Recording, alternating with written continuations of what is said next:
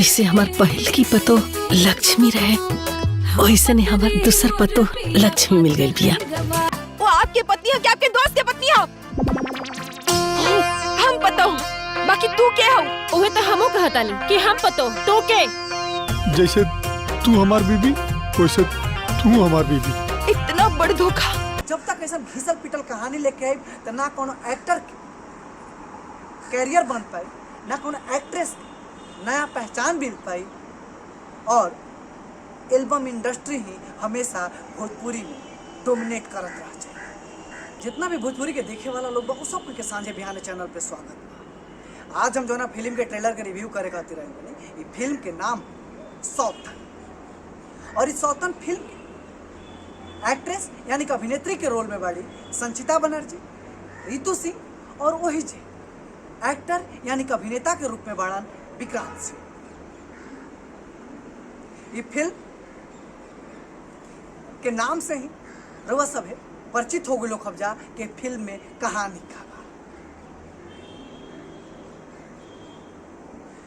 हम फिल्म के ट्रेलर के रिव्यू करे से पहले एगो पावर स्टार पवन सिंह के एगो डायलॉग बा, वही डायलॉग से हम शुरुआत करें।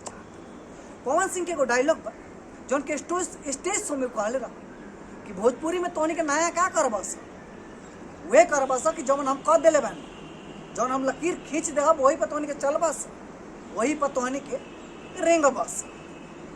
ये डायलॉग हमरा ये से कहे के पड़ल कि जौन टॉपिक पर फिल्म फिल्मावल गइल बा, रउआ सभे देख तो रउआ सभे के ऐसा लागे कि हमनी के पहले देख चुकल बानी। ये में कुछ नया अपन भोजपुरी एल्बम इंडस्ट्री होके चाहे फिल्म इंडस्ट्री होके, कॉपी करे के हद और लिमिट एजा तक बा कि नाम पूरा का पूरा कॉपी कर दिल जाला। जैसे मांग भरो सजना, रंग दे बसंत, कदर, ऐसा हूबहू नाम कट कॉपी पेस्ट कर दिया। यानी कि आपन दिमाग लगावे के कोशिश ना करलन भोजपुरी के स्क्रिप्ट राइटर होखस, चाहे वो स्क्रिप्ट राइटर होखस, चाहे गाना के राइटर होखस। दिमाग अगर लगावे के कोशिश करियन तो चोली ढोड़ी जो बन तक लगावे। एकरा अलावा कोनो बढ़िया टॉपिक, कोनो बढ़िया विषय पर भोजपुरी फिल्म इंडस्ट्री में फिल्म ना आवे। वो एक आध साल 2 साल में आ जाला, जेकरे कारण भोजपुरी के अस्तित्व बचल रह जाला। अगर हम बात करिए फिल्म सौतन के तो कहानी स्टार्ट होता कि विक्रांत सिंह शादी कल जाता। जब शादी कल जाता तो उनकर मेहरारू आवताड़ी उनकर साथे रहताड़ी, घर परिवार बड़ा सुखी से चले लगता। लेकिन यह सुखी से चलत समय में एक ऐसा हादसा होता और वो हॉस्पिटलाइज हो जाता। हॉस्पिटलाइज होताड़ी तो उनका यादाश्त चल जाता और घर के लोग उनका से मुंह भंग कर लेता और फिर से विक्रांत सिंह के शादी करे खातिर दबाव डाले लगा था, उनका पर कोशिश करे लगा था कि तू शादी कर लो, ऐसे जवान बेटा घर कैसे रह। ये हमने गांव घर परिवार और समाज में चलत रहे। वही से विक्रांत सिंह ये अपन माई बाबू के ये प्रपोजल के ठुकरात भी देता कि ना हमारा ब्याह नहीं के करे, हम उहे लड़की से साथे रहो, ओकरे याद के साथे रहो। लेकिन समय बदलता, समय बीतता, विक्रांत सिंह भी दूसरा शादी करे खातिर तैयार हो जाता। अब जब दूसरा शादी होता, दूसर पतो आवताड़ी तो घर में सास जौन विक्रांत सिंह के माई के रोल प्ले करताड़ी बड़ा खुश होताड़ी। कहताड़ी कि जैसा हमार बड़की पतो रहे लक्ष्मी के रूप में, वो वैसा ही हमार छोटकी पतो। वही बीच जो घर के बूढ़ बुजुर्ग बाड़ी कहताड़ी कि अरे बेटिहन के बता दिल गई कि हमने के लड़का अब दुआ है, यानी कि दूसरा बार ब्याह कल जाता। तो लड़की के जौन विक्रांत सिंह के माई के रोल प्ले करता है कहता है कि ना ये बात छुपा दे। हम यही एगो बात कहल चाहता कि कोई भी रिश्ता के अगर बुनियाद झूठ के नींव डाल के बनावल जाए तो रिश्ता ज्यादा दिन तक ना चल पाए। कैसे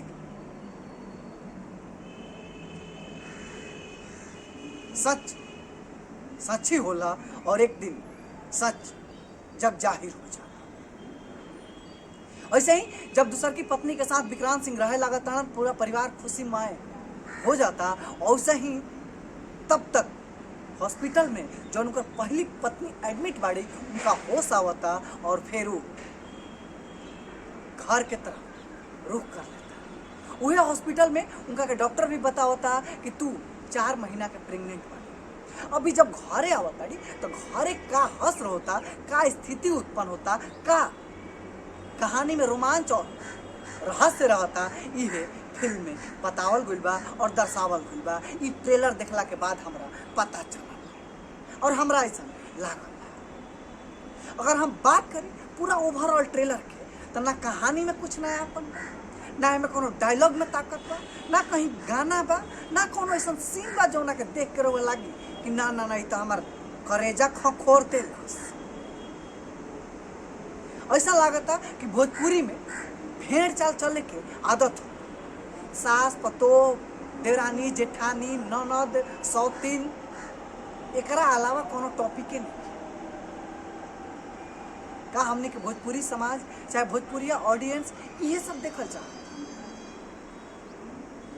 और एकरा से थोड़ा सा जो डायरेक्टर प्रोड्यूसर बाड़न लोग जे हटेला तो ढोढ़ी चोली और ऑर्केस्ट्रा बना के फिल्म के नाम पर परोस देवेला। हम ऐसा भोजपुरी के प्रोड्यूसर स्क्रिप्ट राइटर लोग नम्र निवेदन कर वो सब कुछ नयापन लेके पैनापन होके जौन कहानी आवे तो ऑडियंस के दिलो दिमाग पर घर कर जाए, अपन एगो छाप छोड़ जाए। कहे से कि जब तक ऐसा घिसल पिटल कहानी लेके आई तो ना कोनो एक्टर के कैरियर बन पाई, ना कोनो एक्ट्रेस के नया पहचान मिल पाई और एल्बम इंडस्ट्री ही हमेशा भोजपुरी में डोमिनेट करत रह जाए। खैर रउआ सभे के ट्रेलर कैसन लागल हा, रउआ सभे के ट्रेलर के कौन पार्ट बढ़िया लागल हा, रउआ सभे अपना कमेंट बॉक्स में अवश्य बताएं। ऐसे ही भोजपुरी के फिल्म ट्रेलर गाना और भोजपुरी इंडस्ट्री के लेटेस्ट न्यूज खातिर सांझे बिहाने चैनल के सब्सक्राइब कर ले जा। अगर ये वीडियो रउआ सभे यूट्यूब पर देखा था नहीं जा, अगर यह वीडियो रउआ सभे फेसबुक पेज पर देखा था नहीं जा तो सांझे बिहाने चैनल के फॉलो कर ले जा। तब तक हमरा के विदा नहीं जा। नमस्कार।